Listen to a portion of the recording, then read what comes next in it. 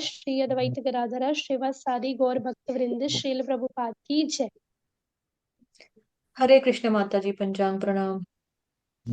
हरे कृष्ण माता जी, हरे प्रणाम। कृष्ण। आप सभी भक्तजनों का स्वागत है आज के सत्र में। सत्र का शुभारंभ हम पहले जगत गुरु श्रील प्रभुपाद जी की आज की कोट के साथ करेंगे। आज है 7 अप्रैल। जगत गुरु श्रील प्रभुपाद की जय। हरे कृष्णा सभी भक्तों को पंचांग प्रणाम। श्रील प्रभुपाद की जय। पानी 7 पी लो। अप्रैल। बस ठीक हूँ माता जी। जब मैं मांस खाता हूँ तो इसका अर्थ है यह पशु बाद में मुझे खाएगा। आप इससे मक्खन नहीं बैठा बच है, सकते। मर गया। जा हरे कृष्ण। मैंने माता जी म्यूट कर दिया सबको, कोई बीच में बोल रहा था बार बार। हरे कृष्णा। अपने आप को म्यूट करो माता जी, कहाँ हो?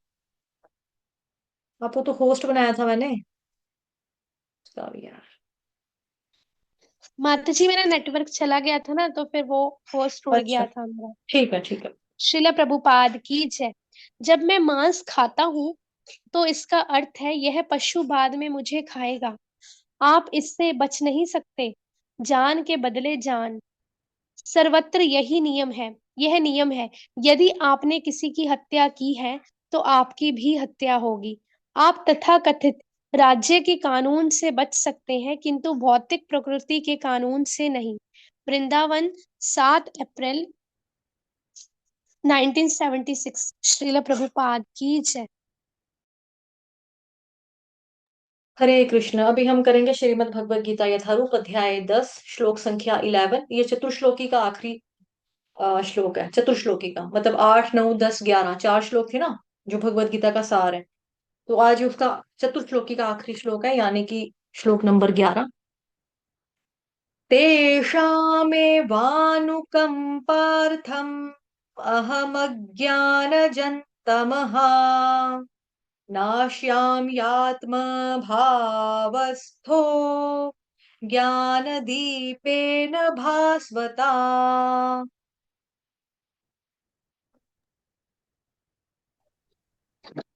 अनुवाद।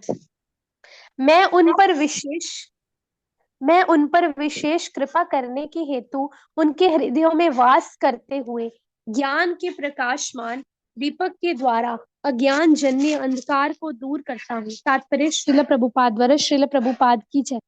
जब भगवान श्री चैतन्य महाप्रभु बनारस में हरे कृष्ण महामंत्र के कीर्तन का प्रवर्तन कर रहे थे तो हजारों लोग उनका अनुसरण कर रहे थे। तत्कालीन बनारस के अत्यंत प्रभावशाली एवं विद्वान प्रकाशानंद सरस्वती उनको भावुक कहकर उनका उपहास करते थे। कभी कभी भक्तों की आलोचना दार्शनिक यह सोचकर करते हैं कि भक्तगण अंधकार में हैं और दार्शनिक दृष्टि से भोले भाले भावुक हैं, किंतु यह तथ्य। सॉरी माता जी, ऊपर चला गया वो स्क्रीन ना, आपने ऊपर कर दिया। नहीं, इसके ऊपर वाला। हाँ। दार्शनिक दृष्टि से भोले भाले भावुक है, किंतु यह तथ्य नहीं है। ऐसे अनेक बड़े बड़े विद्वान पुरुष हैं जिन्होंने भक्ति का दर्शन प्रस्तुत किया है, किंतु यदि कोई भक्त उनके इस साहित्य का या अपने गुरु का लाभ न भी उठाए और यदि वह अपनी भक्ति में एक निष्ठ रहे तो उसके अंतर से भगवान श्री कृष्ण स्वयं उसकी सहायता करते हैं। अतः कृष्ण भावनामृत में रत एक निष्ठ भक्त ज्ञान रहित नहीं हो सकता। इसके लिए इतनी ही योग्यता चाहिए कि वह पूर्ण कृष्ण भावनामृत में रहकर भक्ति संपन्न करता रहे। आधुनिक दार्शनिकों का विचार है कि बिना विवेक के शुद्ध ज्ञान प्राप्त नहीं किया जा सकता। उनके लिए भगवान का उत्तर है, जो लोग शुद्ध भक्ति में रत हैं, भले ही वे पर्याप्त शिक्षित क्यों ना हो तथा वैदिक नियमों से पूर्णतः अवगत न हो, किंतु भगवान उनकी सहायता करते ही हैं, जैसा कि इस श्लोक में बताया गया है। भगवान अर्जुन को बताते हैं कि मात्र चिंतन से परम सत्य भगवान को समझ पाना असंभव है, क्योंकि भगवान इतने महान है कि कोरे मानसिक प्रयास से उन्हें ना तो जाना जा सकता है, न ही प्राप्त किया जा सकता है। भले ही लाखों वर्षों तक कोई चिंतन करता रहे, किंतु यदि वह भक्ति नहीं करता, यदि वह परम सत्य का प्रेमी नहीं है, तो उसे कभी भी कृष्ण या परम सत्य समझ में नहीं आएंगे।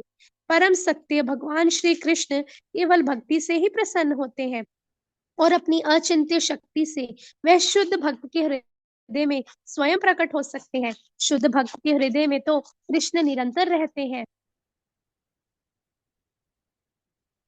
और कृष्ण की उपस्थिति सूर्य के समान है, जिसके द्वारा अज्ञान का अंधकार तुरंत दूर हो जाता है।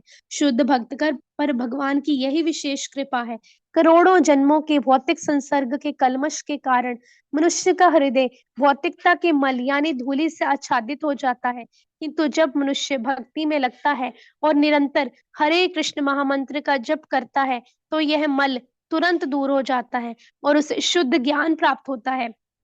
परम लक्ष्य विष्णु को इसी जप तथा भक्ति से प्राप्त किया जा सकता है, अन्य किसी प्रकार के मनोधर्म या तर्क द्वारा नहीं। शुद्ध भक्त जीवन की भौतिक आवश्यकताओं की चिंता नहीं करता, ना तो उसे कोई और चिंता करने की आवश्यकता है, क्योंकि हृदय से अंधकार हट जाने पर भक्त की प्रेमा भक्ति से प्रसन्न होकर भगवान स्वतः सब कुछ प्रदान करते हैं। यही भगवत गीता का उपदेश सार है। भगवत गीता के अध्ययन से मनुष्य भगवान के शरणागत होकर शुद्ध भक्ति में लग जाता है। जैसे ही भगवान अपने ऊपर भार ले लेते हैं, मनुष्य सारे भौतिक प्रयासों से मुक्त हो जाता है। हरे कृष्णा। श्रील प्रभुपाद की जय। थैंक यू माता जी।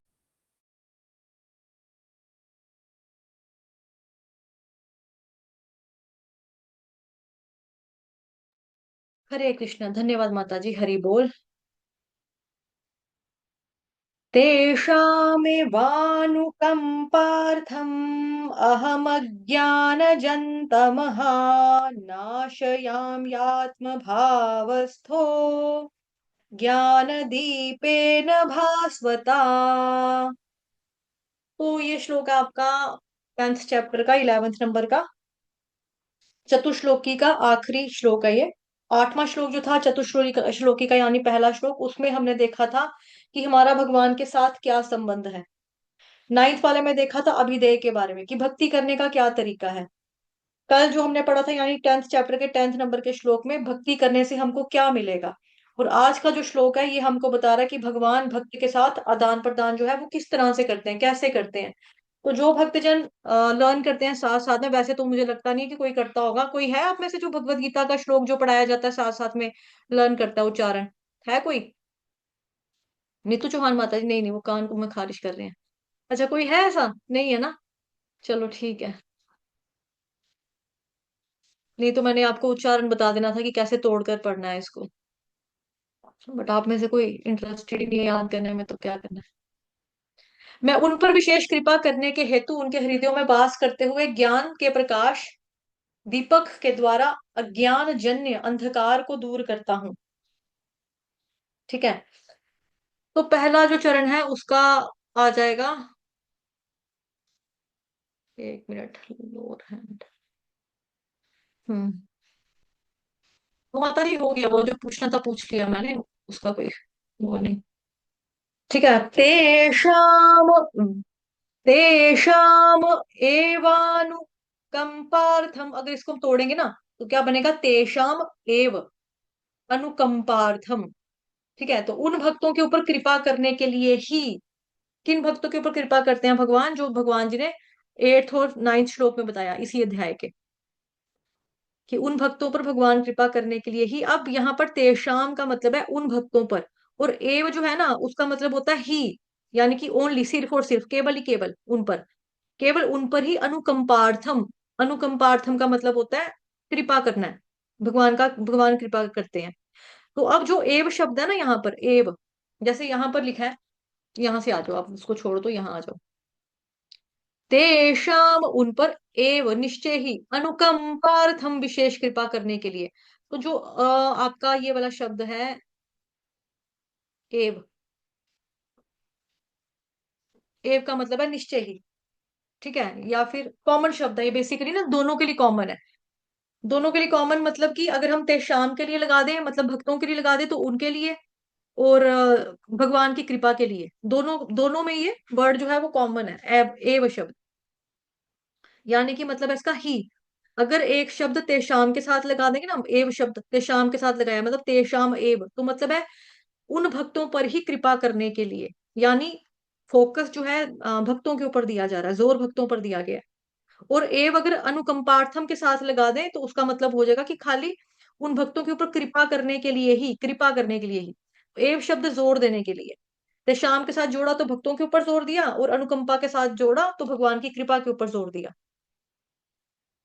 तो ऐसा बलदेव विद्याभूषण जी है वो बताते हैं, भगवान की कृपामयी, भगवान जो है ना, भगवान मतलब कि कृपामयी है, करुणामयी है, दयावान है, दया करने वाले हैं।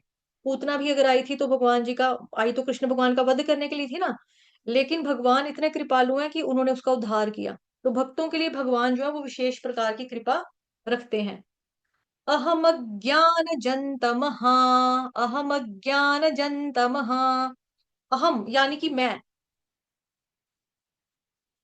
ठीक है। अज्ञानता, तम का मतलब होता है अंधेरा, अंधकार, अज्ञानता वाला अंधकार, बेसिकली अज्ञानता के कारण क्या हो गया हूं, नाशयाम्यात्म भावस्थो, जो उनके दिल में अज्ञानता का अंधकार है उसका नाश करता हूं।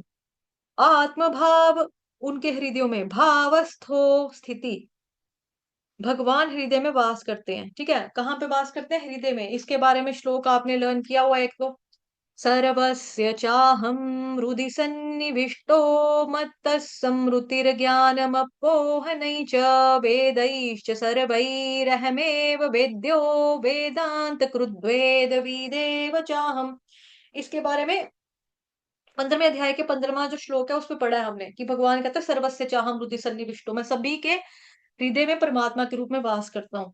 साथ ही 18th चैप्टर का आगे जाके हम पढ़ेंगे, 61st श्लोक, 61 श्लोक जो है उसमें भगवान कह रहे हैं, ईश्वरः सर्वभूतानां हृद्देशे अर्जुन तिष्ठति, कि भगवान वहां पे भी बता रहे हैं कि मैं कहाँ रहता हूँ, हृदेशे, यानी कि प्रत्येक जीव के भगवान जी जो है हृदय में स्थित है परमेश्वर। उससे क्या करते हैं, एक मतलब कि भौतिक शक्ति से निर्मित यंत्र में सवार की भांति बैठे समस्त जीवों को भगवान जी जो है अपनी माया से घुमा रहे हैं, भरमा रहे हैं। तो ये हमने वहां पे भी पढ़ा है, मतलब और भी सेकंड चैप्टर में भी पढ़ा है कि वहां बताया कि हृदय में ही भगवान रहते हैं, हृदय में ही परमात्मा और आत्मा दोनों एक ही जगह पे रहते हैं, ये भी पढ़ा है, ठीक है। तो भगवान हृदय में वास करते हैं और हमारे हृदय में जो अज्ञानता का अंधकार है ना उसको दूर करते हैं। अंधकार जो होता है वो डरावना होता है ना, डर लगता है। जब बचपन में लाइट जाती थी, उधर से बारिश भी हो, मतलब जम्मू कश्मीर में तो आम है ये, जब बारिश थोड़ी सी हवा चलेगी ना लाइट चली जाती थी, अभी भी जाती है। थोड़ी सी हवा चलेगी लाइट चली जाएगी, बारिश और तूफान हो जाए फिर तो भूल ही जाओ, बर्फ पड़ना तो और ज्यादा प्रॉब्लम। हमारे स्कूल में जब हम जो छोटे छोटे बच्चे थे ना, हम तो मतलब कि बिजली की गड़गड़ाहट होती, गुड़ गुड़ गुड़ गुड़ गुड़ ऐसे गड़गड़ाहट होनी ना, और अंधेरा पड़ा होना एकदम से, बिल्कुल अंधेरा, हम छोटे बच्चे थे, हम तो डर डर डर के रोने लग जाते थे। और फिर हमें टीचर पूछते थे क्या हुआ, क्यों रो रहे हो, क्या हो गया, क्या हो गया, हम कहते हैं अंधेरे से डर लग रहा है, डर लग रहा है, क्यों लग रहा है, अंधेरे से लग रहा है। फिर हमारी क्लासरूम में मतलब कि जो छोटे बच्चे होते हैं, nursery, lower KG, senior KG, upper KG तक, फर्स्ट क्लास तक के बच्चे, इनको डर लगता था। तो हमारे हमारी क्लासरूम वाले सेक्शन में मतलब कि ना छोटे बच्चों के लिए खास तौर पे जनरेटर लगा के रखते थे कि इनको डर लगता है, कि रोने लग जाते हैं। तो गांव में भी खेत होती हैं, झाड़ियां, जंगलों में अंधेरा होता है, उधर से सांप आ रहे हैं, बिच्छू आते हैं ना, जंगली जानवरों को भी डर लगता था, उनका भी डर लगता है। लेकिन जब लाइट होती थी तो कोई डर नहीं लगता था। मतलब छोटे बच्चों का तो ऐसा भी हाल होता है ना, मतलब छोटों का भी, कईयों कोई तो मैंने बड़ा भी देखा है, मतलब कि उम, मेरी एक फ्रेंड का भाई ना 10th क्लास में था, नहीं 10th क्लास में हम थे, वो 7th क्लास में था, वो 3 साल छोटा था हमसे, पता नहीं 2 साल छोटा था। तो इतना बड़ा होने के बाद भी ना वो बोलता था कि मेरे साथ बाथरूम में चलो, मेरे को डर लग रहा है, मैं जब तक करूंगा आप लोग बाहर खड़े रहना, मेरे को डर लग, वो लड़का होके उसको डर लग रहा है, कद का इतना लंबा, वो डरता अंधेरे से। तो अंधेरा यूजली भौतिक संसार में भी कि अंधेरा हो ना तो डर लगता है, लेकिन जब लाइट होती है तो किसी को डर नहीं लगता। उसी प्रकार से जीवन में हमें क्या होता है, अज्ञानता के अंधकार की वजह से भय लगता है, डर बना रहता है। और जैसे ही अज्ञानता का अंधकार मिट जाता है तो डर नहीं लगता। ज्ञान दीपेन भास्वता, कैसे दूर करते हैं भगवान अज्ञानता के अंधकार को, भगवान अंधकार को दूर करते हैं ज्ञान के प्रकाशमान दीपक के द्वारा, अज्ञान जन्य अंधकार को दूर करता हूं, भगवान ये बता रहे हैं, ठीक है। ज्ञान के प्रकाशमान दीपक के द्वारा अज्ञान में, अज्ञान जन्य अंधकार को दूर करता हूं, ठीक है। ज्ञान दीपेन भास्वता, ज्ञान के दीपक को जलाकर भगवान जी इस अंधकार को हमारे को दूर करते हैं, भगवान हमें बुद्धि प्रदान करते हैं। देखो तात्पर्य के 3rd पैरा में भी प्रभुपाद जी यहाँ पर बता रहे हैं, कृष्ण की उपस्थिति, है ना, कृष्ण की उपस्थिति कहाँ है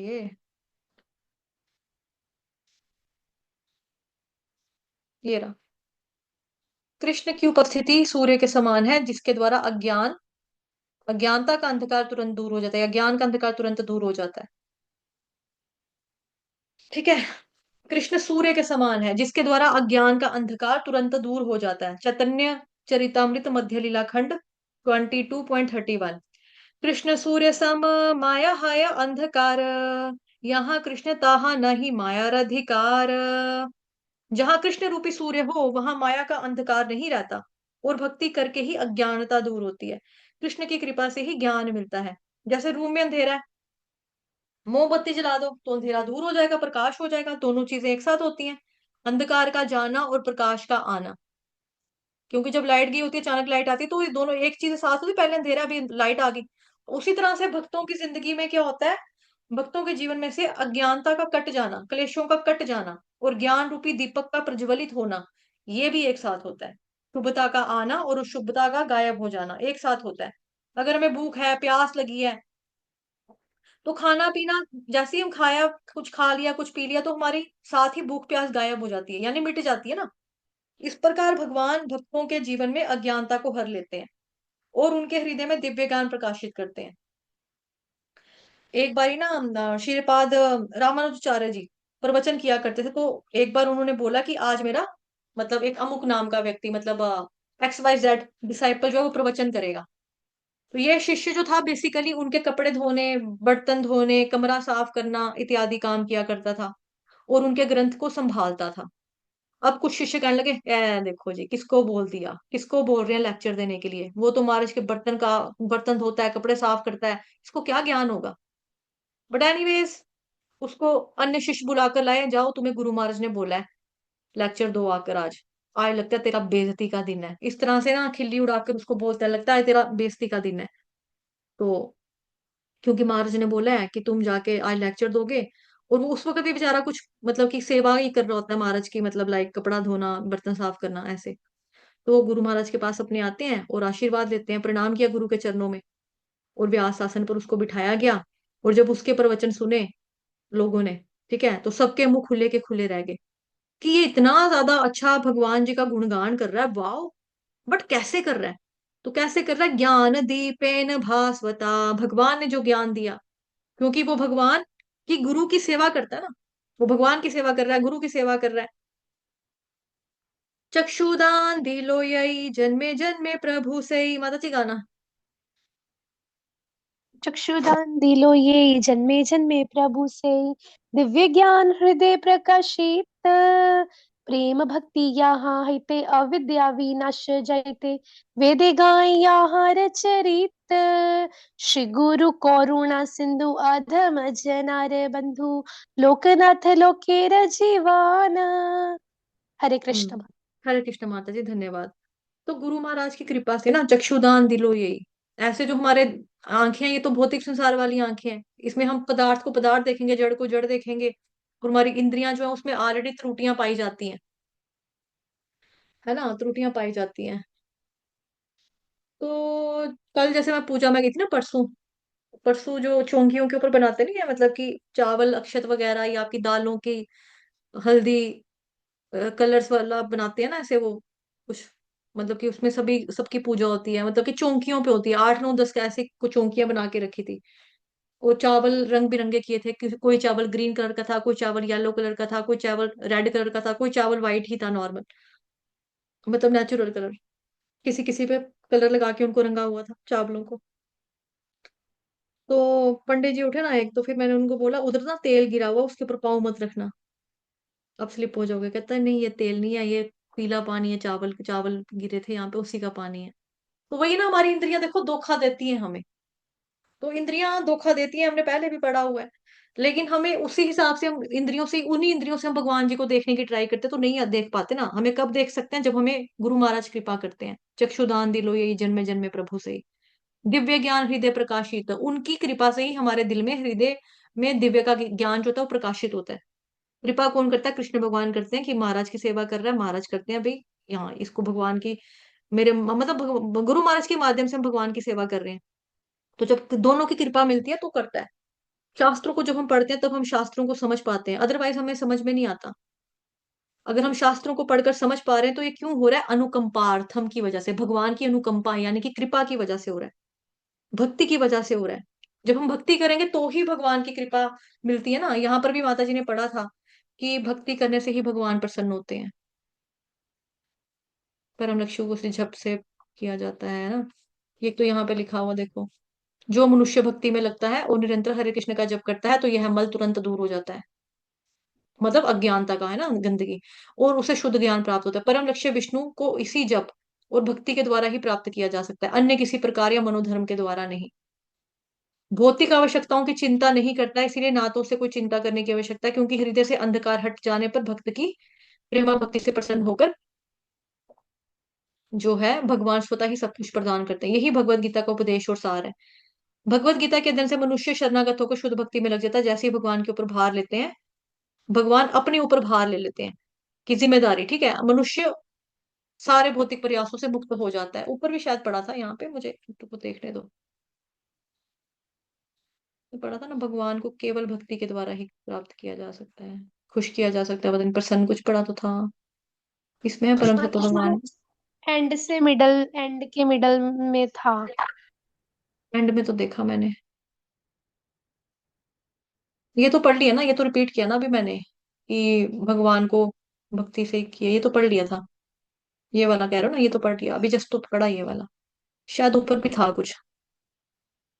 ये रहा, ये रहा माता जी। परम सत्य कृष्ण केवल भक्ति से ही प्रसन्न होते हैं, और अपनी अचिंत्य शक्ति से वे शुद्ध भक्त के हृदय में स्वयं प्रकट हो सकते हैं। तो शुद्ध भक्त के हृदय में तो कृष्ण भगवान निरंतर रहते हैं, तो भगवान के भक्त, शुद्ध भक्त जो है वो गुरु महाराज ही तो हैं, है ना। तो यही चीज है, अनुकंपार्थम, भगवान की कृपा से, भक्ति करने से ही भगवान प्रसन्न होते हैं। जैसे लिखा ना, परम सत्य कृष्ण केवल भक्ति करने से खुश होते हैं, उसी से प्रसन्न होते हैं। तो भक्ति से ही भगवान की कृपा मिलती है। एक है ना, अ, जैसे जो भक्तजन होते हैं वो भगवान जी को दीप दान करते हैं, कार्तिक मास में तो खास तौर पे सभी करते हैं, जो नहीं भी करता वो भी कार्तिक मास में तो करता ही करता है, कि हे भगवान ये दिया है, दिया का मतलब दीप है, दिया तो मैंने दिया है, लेकिन इस दिए के साथ मैंने आपको अपना जिया भी दिया है। भगवान कहते हैं ओह तूने भी दिया मुझे अपना दिया, लेकिन दिए के साथ तूने अपना जिया भी दिया, ओके फिर बदले में मैंने भी तुझे दिया, क्या दिया? मेरी कृपा का दिया मैंने तुझे दिया। तो मैंने दिया तो दिया, पर साथ में तेरे दिल में अज्ञानता को भी मिटा दिया। इस दिया को मैंने दिया और ये मैंने काम किया, है ना। यहाँ पे दिया दिया एक हो गया, दिया देना एक हो गया, दिया द्वीप का मतलब दीपक का मतलब। तो इस प्रकार से भगवान जो होते हैं वो अज्ञानता को नष्ट कर देते हैं। और ज्ञान दीपेन भास्वता, दिव्य ज्ञान भगवान जो है वो प्रकाशित करते हैं। तो 10th चैप्टर का 8th नंबर के श्लोक पे हमने देखा था भगवान का हमारे साथ क्या संबंध है। 9th में हमने देखा अभिधेय के बारे में कि भक्ति करने का क्या मेथड होता है। 10.10 में हमने देखा था यानी कि कल, की भक्ति करने से हमको क्या मिलेगा। आज हमने पढ़ा है 10वें अध्याय के 11वें नंबर का श्लोक, जो कि चतुर्श्लोकी का अंतिम श्लोक है, कि भगवान भक्त के साथ आदान प्रदान कैसे करते हैं। जैसे मैंने अभी आपको बताया ना, भगवान को क्या किया भक्त ने? दीपक दिया, हे भगवान मैंने ये आपको दीपक दिया, दीपक के साथ मैंने आपको अपना जिगर भी दिया, दिल भी दिया।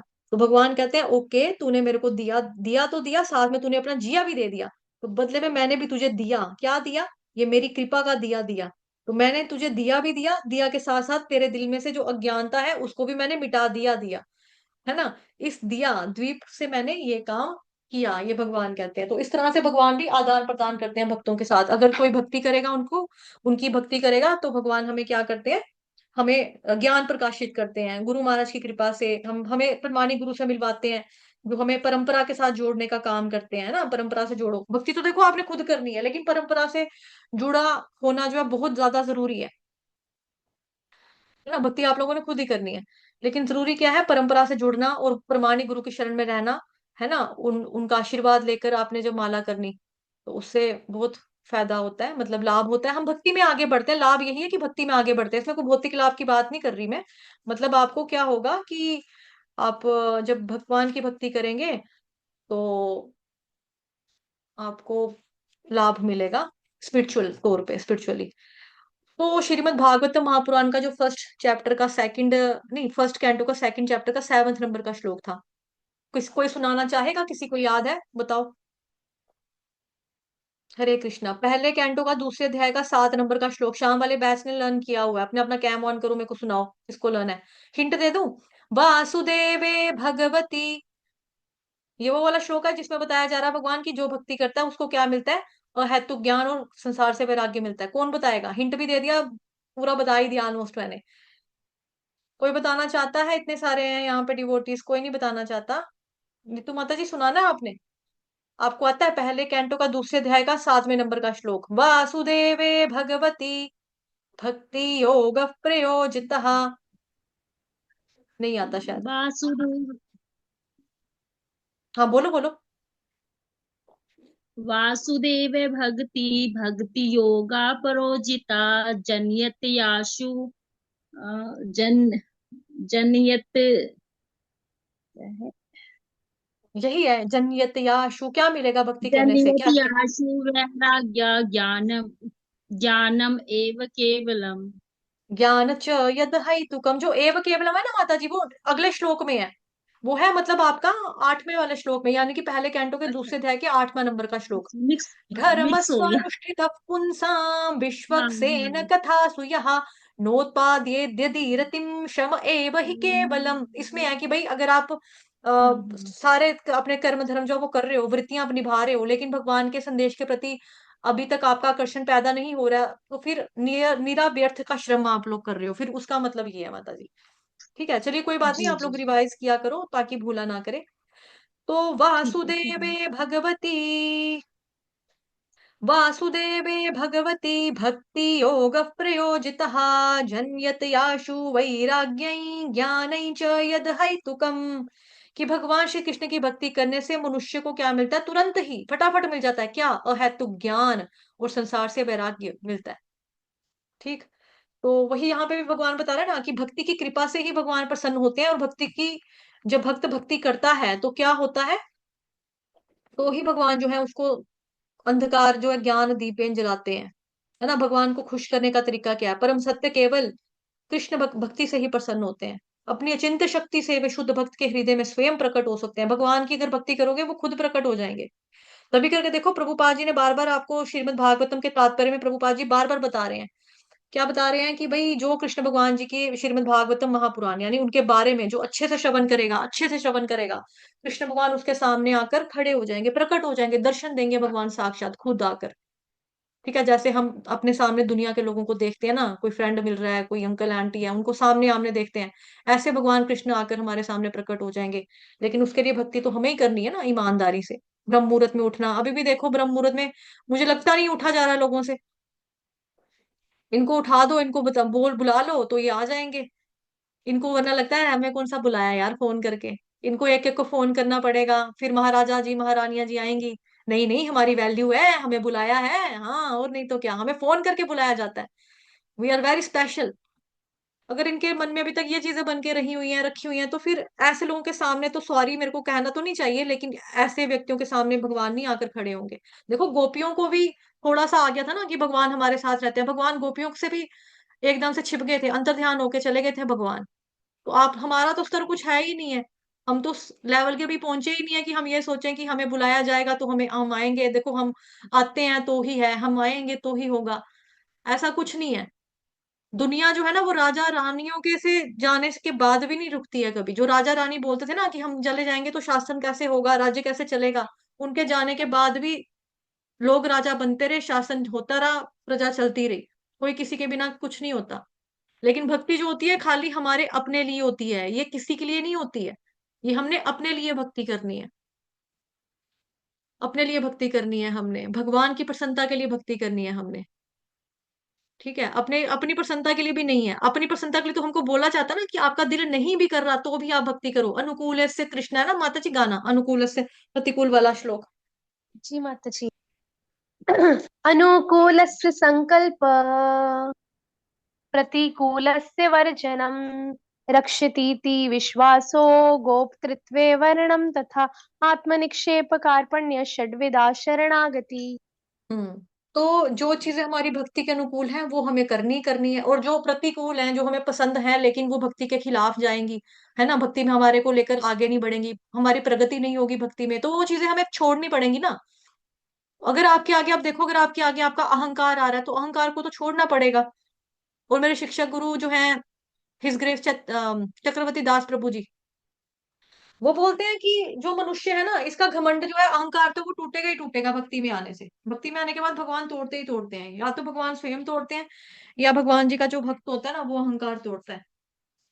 तो किसी के तोड़ने से बेटर है ना कि आप अपना धीरे धीरे धीरे धीरे अहंकार जो है ना, वो कम करो, खुद ही कम करो। कि आपको आना है, इसमें आपको मेरे बुलावे की जरूरत नहीं है कि यहाँ चलो बुलावा आया है, माता ने बुलाया है। ऐसे नहीं सोचना है कि हमें फोन आया कि नहीं आया। एक चैनल मैंने बना के रखा हुआ है ना, चैनल में सभी को मैंने डाला हुआ है, सभी वहां पे नोटिस आता है।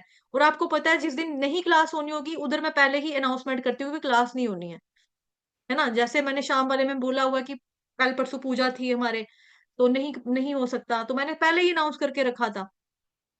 फिर भी भक्त जो है वो लोगों को फोन करी जा रहे हैं, आगे पीछे फोन कर रहे हैं, आज क्लास है, आज क्लास है। तुम लोग क्लास में पहले आते नहीं हो, तुमको कहाँ से पता लगेगा? इसका मतलब आप लोग वो भी नहीं सुनते हो, रिकॉर्डिंग भी नहीं सुनते हो। जो जो ये कहते हैं, माता जी हाँ आज हमारा मिस हो गया था, नींद नहीं खुली थी ना, हम बाद में देख लेंगे, बाद में सुन लेंगे। अभी देखो, जिस दिन से मैंने अनाउंस किया कि हमारी कक्षा का टाइम 6 बजे का हो जाएगा, स्ट्रेंथ कम हो गई, उनको उन्होंने पहले ही छोड़ दिया, अभी 6:45 का ही टाइम है। उनको लग रहा है हाँ यार 6 बजे हो जाएगा तो फिर हम कहाँ ही जा पाएंगे, चलो कहीं और चलते हैं। तो बी अ लॉयल ऑडियंस, मतलब कि अगर आपको एक ऑडियंस भी ना लॉयल होनी चाहिए, वफादार होनी चाहिए। ये नहीं कि आज यहाँ पे कल कहाँ पे, कल कहाँ पे आज यहाँ पे। हमारे ग्रुप में एक चीज हुई थी, ये चीज किसी के साथ क्या प्रॉब्लम हुई थी कि मेरे को स्पाइन की प्रॉब्लम थी ना, रीढ़ की हड्डी की, तो मेरे को डॉक्टर ने पूरा कंप्लीट बेड रेस्ट बोला हुआ था। अब मेरे जो ग्रुप के बच्चे थे ऑलरेडी 16-16 माला, क्या 20-20 25-25 माला कर रहे थे। इन्होंने एक नई माता जी का संग ले लिया। अब नई माता जी तो इनको ट्रीट करेगी, न्यू डिवोटी है, न्यू भाई है। उनको ने बोला कि माता जी माला माला कितनी करनी चाहिए हमें, उन माता जी ने इनको बोला 2 माला करनी चाहिए। अब देखो, जो मेरे ग्रुप के लोग थे वो 18-20 माला से 2 के ऊपर आ गए, कि हमें माता जी ने बोला कि शुरू शुरू में 2 माला करो। तो बाद में मैंने उसको, फिर बाद में मेरे से बात हुई, कि 2-4 महीने के बाद बात हुई उस माता जी की मेरे से, कि ऐसे ऐसे। मैंने कहा माला बढ़ाई आपकी? बढ़ाई माता जी, मेरी तो कम होगी। मैंने कहा क्यों माता जी, मैं तो 2 कर रही हूँ। क्यों? वो एक सीनियर डिवोटी है, बहुत सीनियर डिवोटी से माता जी, वो सीनियर मतलब की प्रचारक है, इंटरनेशनल लेवल के प्रचारक है। अब उनका कसूर थोड़ा उन माता जी का, इंटरनेशनल प्रचारक है, उनका तो कसूर नहीं है। कसूर किसका है? मेरे ग्रुप के माता जी का। उन्होंने ना उनको जाकर अपनी भक्ति के बारे में बताया कि भी मैं इतनी कर रही हूँ, ऑलरेडी इनके साथ जुड़ी हुई हूँ। बस उनको लगा कि अभी बीमार पड़ी है तो चलो अब कहीं और जाएंगे, और गए तो माला अपनी कम करवा के आ गई। ऐसे तो नहीं करना चाहिए। इंसान बढ़ता है आगे, घिसता, डिमोशन थोड़ा करवाना होता है अपना। जब आध्यात्मिक जगत में हम सोचें कि आज हम 10th क्लास में, तो कोई स्कूल का प्रिंसिपल हमको बोले 8th क्लास में तुझे दाखिला मिलेगा, तू नालायक है पढ़ने में, हमारा डिमोशन हो गया, तो हमें कितना फील होगा, है ना। और फील ज्यादा कब होगा? जब व्यक्ति पढ़ता है तब ज्यादा फील होगा। जो बच्चा नहीं पढ़ता उसको फील भी नहीं होगा। हाँ ठीक है, डिमोशन हुआ तो कोई बात नहीं, मैं पहले कौन सा पढ़ रहा था, अब ठीक है 8वीं पास कर दूंगा, बाद में मेरा तो वैसे भी पढ़ने का दिल नहीं करता, ठीक है 8th पास की हुई है ना, दोबारा पेपर दूंगा, अच्छे से हो जाए, ठीक है ठीक है। उसको फर्क ही नहीं पड़ेगा। लेकिन जो भक्ति में आगे आ गया, आगे आकर पीछे होना, ये पता है कितना कितना बड़ा ये होता है। तो इस तरह से ये चीजें नहीं करनी होती है। मैंने 6 बजे का टाइम अनाउंस किया तो लोगों ने पहले ही 6 से उनको, अभी बाद में कह देंगे हाँ माता जी हमने तो सोचा था 6 बजे, हमने तो सोचा था 6 बजे लगेगा। तो इस तरह से ना करो अपने साथ। भक्ति करनी है अपने लिए, प्रसन्नता भगवान कृष्ण की होनी चाहिए, अपने लिए भी नहीं है कि भाई हम अपने लिए कर रहे हैं, मेन चीज भगवान की प्रसन्नता के लिए कर रहे हैं। मैं बुलाऊं या ना बुलाऊं, उसमें आप लोगों को नहीं सोचना है कि हमें अलग से नहीं होता दे। आप खुद सोचो यार, मैं अपनी माला छोड़ के आपको फोन करती फिरूंगी? अपना दिमाग भी लगाओ ना थोड़ा सा। अपनी माला को मैं साइड पे रखकर फोन करूं? मैं करती भी थी, लेकिन सर्दियों में मैं करती, बिकॉज डिवोटिस लोगों से उठा नहीं जा रहा था। लेकिन उठने के बाद भी कई लोग क्या कर रहे थे, हाँ माता जी आगे आगे, बस आगे आगे, फिर नहीं आना। फिर इन्होंने नहीं आना, तो फिर क्या करना है? मैंने माला करके, फिर अपनी माला भी मैं रोक कर बीच में इनको कॉल करके उठा रही हूँ, फिर ऐसे करेंगे, तो फिर ये चीजें गलत है ना। तो ठीक है, चलिए, वाञ्छा कल्पतरुभ्यश्च कृपा सिन्धुभ्येव च पतितानां पावनेभ्यो वैष्णवेभ्यो नमो नमः। अनंत कोटि वैष्णव वृंद की जय, जगत गुरु शील प्रभुपाद की जय, श्री कृष्ण चंद्र भगवान की जय, ग्रंथराज श्रीमद् भागवतम महापुराण की जय, श्रीमद् भगवद गीता यथारूप की जय, आज के आनंद की जय। धन्यवाद। माता जी, दूसरे डिवाइस से आए हो? मैं आपको मैसेज कर रही हूँ, मेरे को। नहीं माता जी, मेरे को तो कोई मैसेज नहीं आया हुआ यहाँ पे। वो फिर आपका वो तो डिस्कनेक्ट इसी हुआ होगा ना जब। इसी नंबर से हूँ। नहीं, अब तो नहीं हुआ डिस्कनेक्ट। नहीं नहीं, अब नहीं हुआ, लेकिन वो हो गया है। मतलब मैंने आपको उसी पे चैट डाला ना, जो सुबह बात हुई थी हमारी। हाँ, वो कान वाली।